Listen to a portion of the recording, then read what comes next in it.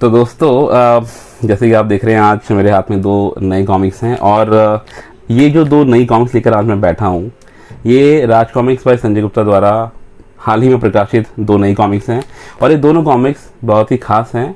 खास इसीलिए क्योंकि ये दोनों दो महत्वपूर्ण श्रृंखलाओं का एक अभिन्न हिस्सा है, उनको रिप्रेजेंट करती हैं। पहली कॉमिक्स है, आप देख लीजिए, नाग प्रलोभ। ये प्रलय का देवता सीरीज़ का सेकंड पार्ट है। और दूसरी जो कॉमिक्स है ये आप देखिए, ये है मृत्यु रथी। ये अग्निपथ श्रृंखला करके एक नई सीरीज़ शुरू हुई है भोपाल की। एक लंबे अरसे के बाद भोपाल की इंडियन कॉमिक स्पेस में वापसी हुई है, तो उसका ये उस अग्निपथ श्रृंखला का ये पहला भाग है। और आज मैं इन्हीं दो कॉमिक्स के बारे में बात करूँगा, इन्हीं का रिव्यू करूँगा। नमस्कार दोस्तों, मेरा नाम है धीरेन्द्र और आप देख रहे हैं कॉमिक्स एनिमल।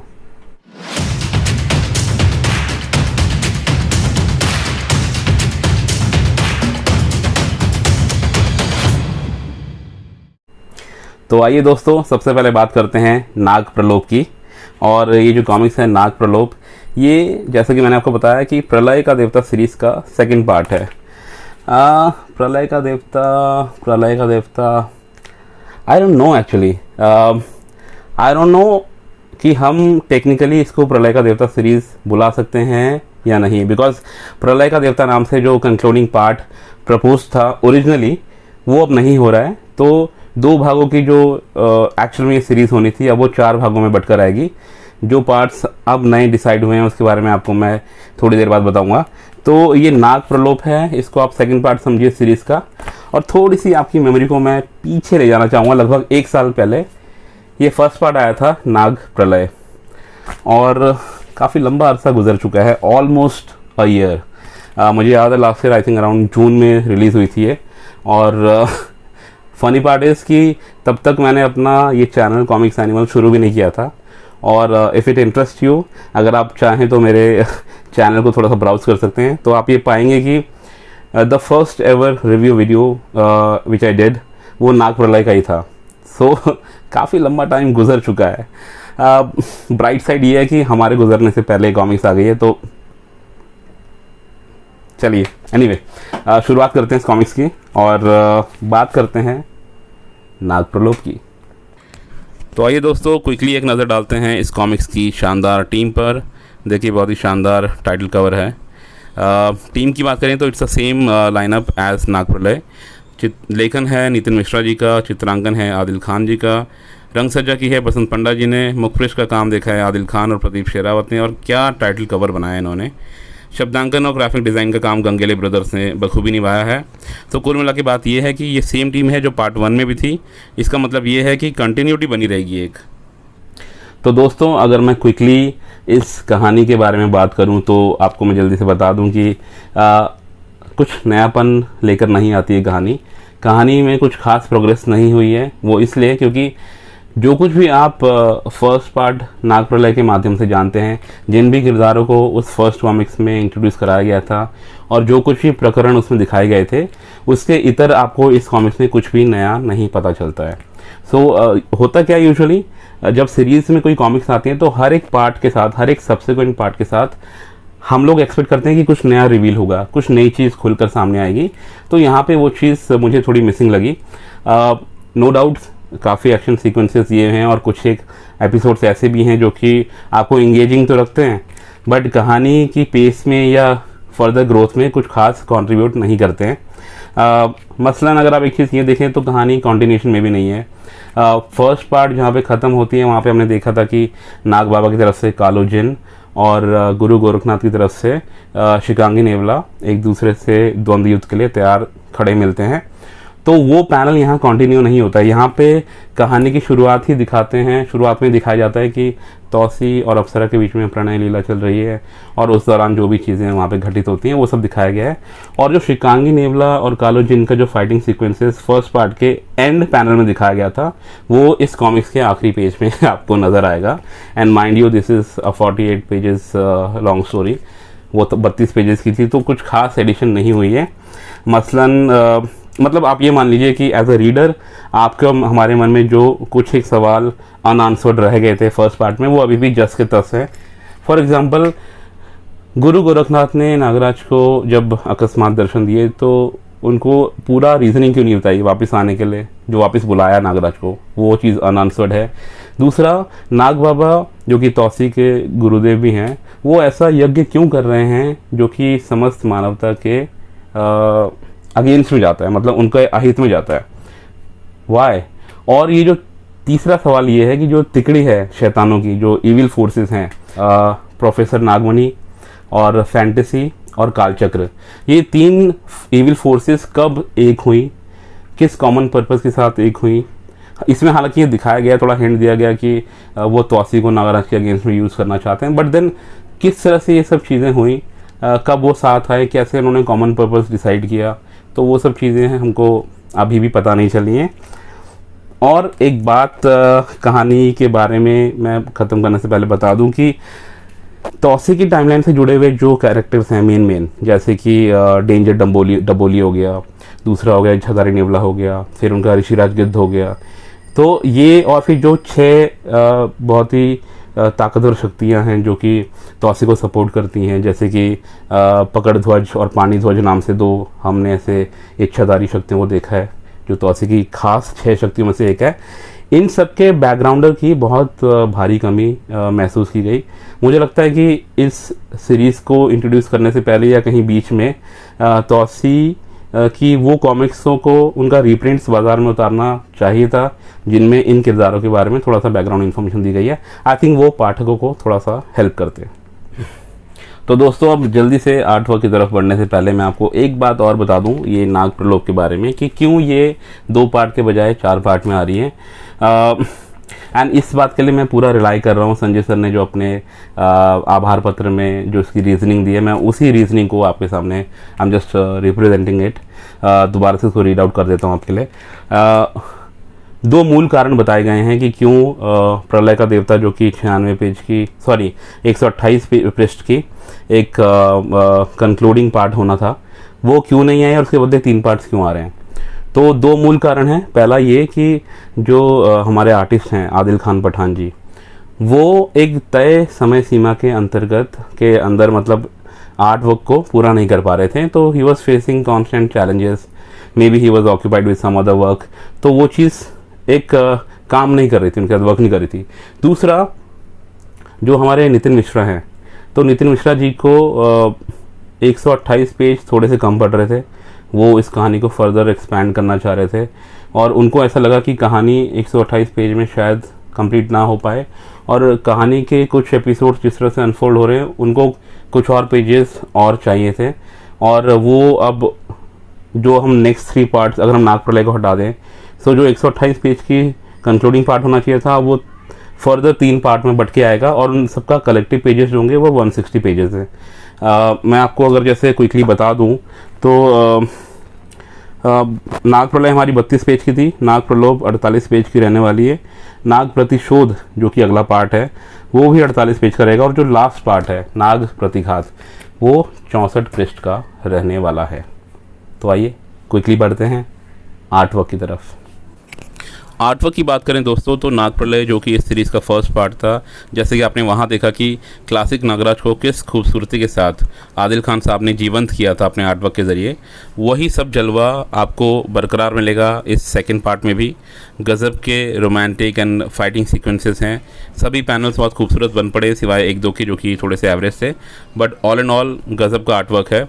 और इस क्वालिटी के काम को आगे चल के कहीं ये काम कॉम्प्रोमाइज़ ना हो जाए, क्योंकि हमारे आर्टिस्ट आदिल साहब के पास उनके ऊपर वर्कलोड बहुत ज़्यादा है, और काम के प्रेशर के चलते और समय सीमा के कम होने की वजह से उनका आर्टवर्क कहीं प्रभावित ना हो जाए, ये सोचकर संजय सर ने जो थर्ड पार्ट है इस सीरीज़ का नाग प्रतिशोध, उसके आर्टवर्क का मैंडेट मार्केट स्टूडियो को दे दिया है। बट आप चिंता मत कीजिए, आदिल साहब की वापसी होगी चौथे और कंक्लूडिंग पार्ट में। हाँ, थोड़ी सी निराशा ज़रूर होगी हमें as a fan, but what to do, I think this is the best arrangement under the current circumstances. तो आइए दोस्तों, अब दिखाता हूँ मैं आपको अपने कुछ फेवरेट पैनल्स, वो पैनल जो कि मुझे ख़ास करके काफ़ी पसंद आए। पहला वाला तो यही है, फर्स्ट पेज इटसेल्फ, तौसी और अप्सरा प्रणय लीला करते हुए, बहुत ही सुंदर बैकग्राउंड, बहुत ही सुंदर artwork, just look at their body postures, amazing amazing. और सेकंड पार्ट जो था वो मुझे ये लगा अच्छा, जहाँ पे तौसी एक पाइथन नामक सरीसृप का वध करता है। बहुत ही ज़बरदस्त पोज़ है। और तीसरा अगर मैं आपको कोई एक पैनल दिखाऊं तो वो ये होगा जहाँ पे तौसी महानगर के लिए रवाना होता है और महानगर में वो एक कैजुअल आउटफिट में घूमता है, काउबॉय हैट पहन के। तो उसका जो बॉडी का स्ट्रक्चर है, इट लुक्स सो अपीलिंग। तो मुझे बहुत ही पसंद आया ये ये तीन फ्रेम्स। चलिए क्विकली बात कर लेते हैं साइज़, प्राइस, पेजेस और नॉवेल्टीज़ की। तो साइज़ दोस्तों इसका स्टैंडर्ड लार्ज साइज़ है, जैसे कि नागप्रलय का था। It's of the same size जैसे कि आप देख पा रहे हैं। और प्राइस की अगर हम बात करें तो 300 रुपये इसका प्राइस है, जैसे कि आप इसके बैक साइड में देख सकते हैं। और डिस्काउंटेड रेट्स पे ये सभी स्टोर्स में अवेलेबल है, आप देख सकते हैं। और पेजेस की हम बात करें तो 48 पेजेस की कहा जा रहा है। एक पेज इसमें इनिशियल क्रेडिट्स की वजह से चला गया। सो एक्चुअल में 46 पेजेस की स्टोरी है। और नॉवेल्टी के नाम पे ये सुंदर सी क्यूट कपाल कुंडला हमको मिलती है। कपाल कुंडला दोस्तों एक बहुत ही रोचक किरदार है नागराज की सीरीज़ का, तो उसी का बेबी वर्जन हमको मिला है नॉवेल्टी के रूप में। तो दोस्तों अब बात कर लेते हैं मृत्युरथी कॉमिक्स की। ये जो आप कॉमिक्स देख रहे हैं ये अग्निपथ सीरीज़ का फर्स्ट पार्ट है। और इसके बारे में रिव्यू करने से पहले मैं आपको क्विकली बता दूं कि इसको पढ़ने का सही तरीका क्या है। देखिए दोस्तों, सन 2009 में 2 कॉमिक्स आई थी भोकाल की, धिक्कार और दिस वन अंतर्द्वंद। सो आप ये 2 कॉमिक्स, इनके रीप्रिंट्स भी हाल ही में मार्केट में रिलीज़ किए हैं प्रकाशक महोदय ने। तो आप बैकग्राउंड इन्फॉर्मेशन के लिए इन 2 कॉमिक्स को ज़रूर पढ़ लें। इन 2 कॉमिक्स में बेसिकली दिखाया गया था कि भोकाल अपने अस्तित्व की लड़ाई लड़ रहा है। वो अपनी लाइफ का रियल मीनिंग ढूंढने निकल पड़ता है एक यात्रा पर, और अपने पिताजी को वो अपने जो एक्चुअल फादर को ढूंढना चाहता है। तो अपने जो रूट्स हैं उनको बेसिकली खंगालने और लाइफ का रियल मीनिंग और टारगेट या आप कुछ भी कहें वो जानने के लिए वो एक सफ़र पर निकल पड़ता है। और उसी सफ़र के दौरान फिर जो सर्वनायक सीरीज़ शुरू हुई जिसके बाद में, तो सर्वनायक सीरीज़ में जो युगम श्रेष्ठ थे जो कि मेन कैरेक्टर थे, जो कि सारे सर्वनायक सभी नायकों के बीच में कुछ कॉम्पिटिशन वगैरह करवाते हैं। तो उस बड़े कैनवस में उस कंपटीशन के लिए वो भोकाल को एक समय यंत्र द्वारा खींच लेते हैं और अपने युग में बुला लेते हैं, अपने टाइमलाइन में, और वहाँ पे वो सब चीज़ें होती हैं। तो जैसे ही वो सर्वनायक सीरीज़ कंप्लीट होती है उसके बाद युगम उनको भोकाल को वापस भेज देते हैं। और फिर ये जो कहानी है मृत्युरथी की, उसके बाद की कहानी है। तो चलिए दोस्तों क्विकली मृत्युरथी की टीम पर एक नज़र डाल लेते हैं। बहुत ही सुंदर टाइटल कवर बन पड़ा है। और टीम की बात करें तो here is the complete lineup. तो सिर्फ नितिन मिश्रा जी को छोड़ा जाए जो कि लेखक हैं, तो पूरी टीम बदल चुकी है। परिकल्पना है संजय सर की, चित्रांकन है ललित सिंह का, रंग सज्जा है भक्त रंजन की, शब्द सज्जा है गंगेले ब्रदर्स की, और डिज़ाइन मंदार गंगेले भाई का है। मुख पृष्ठ है ललित सिंह का और भक्त रंजन का, जैसे कि आप देख रहे हैं। बहुत ही सुपर्ब टाइटल। तो दोस्तों क्विकली मैं इसकी कहानी के बारे में आपको बता दूं तो प्रीमाइस ये है कि जब युगम भोकाल को सर्वनायक सीरीज़ कंप्लीट होने के बाद वापस भेजते हैं तो अनएक्सपेक्टेडली भोकाल अपने आप को विकास नगरी में पाता है। और विकास नगरी पहले से विकास नगरी उसका होम स्ट्रेच है। मैं आप सबको बता दूं अगर कोई लोग नहीं जानते हैं तो वो उसकी कर्मस्थली रही है बहुत लंबे समय तक। तो विकास नगरी में वो अपने आप को पाता है और व्हेन ही लुक्स अराउंड, जब अपने आसपास देखता है तो उसको सब कुछ नया लगता है। एक दुख पहुंचाने वाली बात ये होती है कि no one recognizes him anymore. कोई भी उसको पहचानता नहीं है कि ये आलोक भोकाल इतना बड़ा शूरवीर था, बहुत लंबे टाइम से हमारा रक्षक था। No one recognizes him. When he walks around and observes things, उसको दिखता है कि पूरा राज्य खुशहाली और से भरपूर है, समृद्ध है, खुशहाली है, हर तरफ लोग खुश हैं, अपने दैनिक कार्यों में लगे हुए हैं। And no one bothers to recognize him. So वो उसको थोड़ा सा बॉदर करता है कि यार मैं यहाँ कहाँ आ गया। तो ऐसे में उसको एक चीज़ और पिंच करती है कि कायदे से तो जो युगम श्रेष्ठ हैं उनको मुझे वहीं वापस भेजना चाहिए था जहाँ से उन्होंने मुझे पिक किया था, उठाया था सर्वनायक सीरीज़ के लिए। क्योंकि वो उस पड़ाव पर था जहाँ पर वो एक, जैसे कि मैंने आपको पहले बताया, वो एक यात्रा पर निकल चुका था। अपने पिताश्री की तलाश में वो निकला था और अपनी लाइफ का रियल मीनिंग ढूंढने निकला था। तो उस यात्रा के दौरान वो 2-3 पड़ाव, जो रुकावटें रास्ते में पड़ी, उनको पार भी कर चुका था. So he was advancing towards his actual target. तो उसको वहाँ ना छोड़कर उसको यहाँ विकास नगरी में क्यों भेजा गया? मतलब वो उसके दिमाग में कई सवाल घूम रहे हैं. तो ये बेसिकली प्रेमाइस है इस कहानी का. और इंटरेस्टिंग है, आपने पहले के 2 पार्ट पढ़े होंगे तो उनको ज़रूर पढ़ लीजिएगा, जो कि मैंने आपको बताया, धिक्कार और अंतर्द्वंद. तो आपको फिर इस कहानी का सार थोड़ा ढंग से समझ में आएगा. चलिए आर्ट वर्क के बारे में बात करते हैं. Artwork of Mrityurathi. Guys let me put this thing straight. इस कहानी के आर्ट वर्क ने थोड़ा निराश ज़रूर किया है. ललित जी के काम से हम सभी लोग वाकिफ़ हैं कि क्या खूबसूरती से वो काम करते हैं और उनकी कैपेबिलिटी पर भी कोई संदेह नहीं है. लेकिन यहाँ सामने जो दिख रहा है उसे नज़रअंदाज नहीं किया जा सकता. मतलब आप देखिए, आर्ट वर्क में काफ़ी इनकन्सिस्टेंसीज़ हैं. बॉडी स्ट्रक्चर कुछ इस तरह से बना रखे हैं कि थोड़ा अजीब ही मामला लग रहा है. और फेसेस, चेहरे मोहरे कुछ इस तरह से बनाए गए हैं कि उसने भी थोड़ा मज़ा ख़राब किया है. तो डिसअपॉइंटेड मैं हूँ, बट उससे भी ज़्यादा डिसअपॉइंटेड मैं इस बात को लेकर हूँ कि पिछले कुछ 2-3 दिनों से सोशल मीडिया पे एक ज़बरदस्ती की कैनवासिंग चल रही है, जहाँ पे बताया जा रहा है कि Lalit ji met with a major road accident और फिर वो कोमा में चले गए थे. उसके बाद he is trying to recover and regain his lost glory, struggle कर रहे हैं फलाना ढिमकाना. तो एक सिंपथी फैक्टर, एक सिंपथी वेव चलाने की कोशिश की जा रही है. Guys please don't do this. किसी आर्टिस्ट लोग बड़े खुददार आदमी होते हैं. किसी की भी पारिवारिक स्थिति या हेल्थ इश्यूज़ को लेकर आप मत बात कीजिए. It's an insult to the artist. अरे मतलब ठीक है, अभी अच्छा नहीं बना है, लेकिन आगे जाके वो और अच्छा बनाएंगे. Just give him some time and space. आइए अब बात कर लेते हैं साइज़, प्राइस, पेजेस और नॉवेल्टीज़ की. सो साइज़ कंपैरिजन आपको दिखा देता हूँ. धिक्कार के कंपैरिजन में आपको कुछ इस तरह से दिखेगी. धिक्कार एक स्टैंडर्ड साइज़ है कॉमिक्स का और मृत्युरथी लॉन्ग साइज़ में आई है, तो ये इसका एग्जैक्ट कंपैरिजन है. और नाग प्रलय के साथ अगर इसको कंपेयर करूँ तो देखिए, it's an exact replica of that size. ये सेम साइज़ में कॉमिक्स अब उपलब्ध है. प्राइस की बात करूं तो 200 रुपये में ये कॉमिक्स सभी ई कॉमिक स्टोर्स में अवेलेबल है डिस्काउंटेड रेट्स के साथ. और पेजेस की बात करें तो 32 पेजेस की स्टोरी कह रहे हैं, बट एक्चुअल में 30 पेजेस की है. एक पेज इनिशियल क्रेडिट से गया. और ये है इसके साथ आई एक खूबसूरत नॉवेल्टी, अति क्रूर, जो कि भोकाल का फ्रेंड है और बहुत ही शानदार करेक्टर है भोकाल सीरीज़ का, भोकाल की टाइमलाइन का, भोपाल के यूनिवर्स का. तो फिट हो जा भाई, फिट हो जा. I am struggling so much.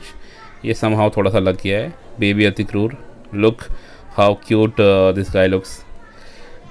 ये क्यूट स्टैंडीज का अलग ही जलवा है. बहुत मज़ा आता है. मैंने कलेक्शन के हिसाब से भी अच्छा है और हर लिहाज से. तो अब दोस्तों हम आ गए हैं इस रिव्यू वीडियो के अंतिम पड़ाव पर. ये कंक्लूडिंग सेक्शन है. यहाँ पर मैं अपना वर्डिक्ट देता हूँ इन कॉमिक्स को लेकर. तो आज जो हमने 2 कॉमिक्स आपके साथ डिस्कस करी हैं, सो मेरी नज़र में अगर मैं नाग प्रलोभ से शुरुआत करूं तो आर्ट वर्क की जहाँ तक बात है, तो जो आदिल खान पठान जी हैं, उन्होंने उनकी जो रेंडिशन थी, उनकी जो मतलब उन्होंने क्लासिक नागराज को जिस तरह से जीवंत किया था नाग प्रलय में, तो उसकी कंटिन्यूशन आपको यहाँ देखने को मिलेगी. बहुत ही बेहतरीन आर्ट वर्क लगा मुझे उनका. बस 2-3 पैनल्स ऐसे थे जो पसंद नहीं आए, बट ओवरऑल बहुत ही सुपर्ब आर्ट वर्क है. अच्छा लगा. थोड़ी फ्रेशनेस भी थी उनके आर्ट वर्क में. बट कहानी की जहाँ तक हम बात करते हैं तो मुझे कहानी थोड़ी सी 19 ही लगी इस कॉमिक्स की. So that is that. Mrityurathi की अगर मैं बात करूं तो मृत्युरथी में देखिए धिक्कार और अंतर्द्वंद, जो कि पहले जो 2 कॉमिक्स हैं जिनके कंटिन्यूशन में ये पार्ट आया है अभी, तो उनकी कहानियों ने जो पैरामीटर सेट किया हुआ था, तो उसके कंपैरिजन में इसकी मृत्युरथी की जो कहानी है वो थोड़ी सी मंद गति से बढ़ती हुई नज़र आती है. और उस मंद गति को और भी ज़्यादा कुंद कर देता है इसका औसत दर्जे का आर्ट वर्क. मुझे ये जो आर्ट वर्क है मृत्युरथी का, ये कॉम्प्रोमाइज लगा. And the reason why I am using the word compromise is कि देखिए, ये सिर्फ जो आर्ट वर्क है, इट्स अ टीम गेम, ठीक है, just like most other things. Art work में क्या होता है कि पेंसिलर तक ही बात सीमित नहीं होती है। पेंसिलर के बाद इंकर का भी बहुत इंपॉर्टेंट रोल होता है, वो उसको और निखारता है उसके पेंसिलिंग वर्क को। उसके बाद कलरिस्ट का रोल आता है कि वो अपने रंगों से नई छटा बिखेरेगा और ज़्यादा जीवंत कर देता है उस आर्ट वर्क को। सो कलेक्टिव फेलियर मुझे यहाँ पे ज़्यादा लगा एज अ टीम। और ये एक एबरेशन भी हो सकता है, मतलब होता है, मतलब सचिन भी कभी 0 पे आउट होता है, तो दैट्स ओके। आई थिंक आने वाले दौर में इस समालोचना को ये टीम बेहतर तरीके से लेगी और अच्छा आर्टवर्क लेके हमारे सामने फिर से आएगी। और अगर अब मैं ओवरऑल वर्डिट आपको यहाँ दे दूँ तो दोनों ही कॉमिक्स दोस्तों मुझे थोड़ी सी औसत दर्जे की लगी। I found them to be an average set of comics. और आप चाहें तो अपने समझ-बूझ और या फिर अपने मूड के हिसाब से या फिर अपने पॉकेट के हिसाब से इन कॉमिक्स का चयन कर सकते हैं, खरीद सकते हैं। मेरे हिसाब से एक एवरेज कॉमिक्स है। और फिलहाल आज इसी नोट पर मैं आप लोगों से विदा लूँगा। आप सभी लोगों से मेरी एक वैसे छोटी सी दरख्वास्त है, अगर आपको मेरे इस चैनल का कंटेंट पसंद आता है तो please please please do write in, ये जो नीचे कमेंट्स सेक्शन दिया हुआ है वहाँ पर आप अपना फीडबैक दें मुझे। देखिए, लाइक करना और सब्सक्राइब करना ये आपकी पर्सनल चॉइस है, बट मैं आपसे सिर्फ रिक्वेस्ट इस बात के लिए कर रहा हूँ कि आप मुझे फीडबैक ज़रूर दें। उससे मुझे क्या होगा, अपने कंटेंट को थोड़ा सा और इम्प्रूव करने की और सही चीज़ आप तक लाने की प्रेरणा मिलेगी। चलता हूँ फिलहाल, जल्दी मिलूँगा। Good bye.